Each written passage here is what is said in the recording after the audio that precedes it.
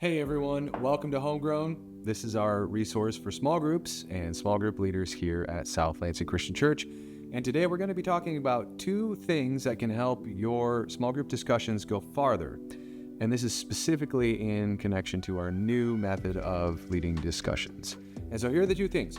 First off, stick with the questions. And second, stick with the text.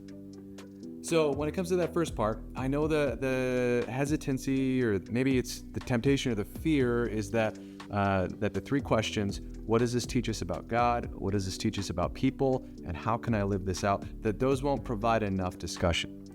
But let me tell you, from my experience in my group, this week I looked at our text for the week. It was out of Hebrews for Wally's upcoming sermon. And I thought, there's no way we're going to talk for more than 5 minutes about this text.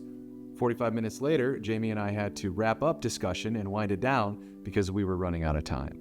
And so just stick with those three questions, avoid that temptation to add more questions, and really focus in on what God has to teach you through that. The other thing I would say is stick with the text. This is the second part, because when you get to a question like, what does this teach us about God? You might look at the text and you might think, well, it doesn't have a whole lot to say about God directly.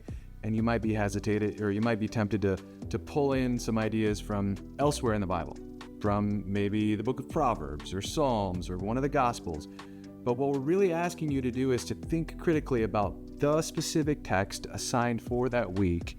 And believe me, that there are things that it teaches you about God. Even if it doesn't directly name him, you can make some observations about what this specific text has to say about humans, about God, and I'm sure that there's some application in there too.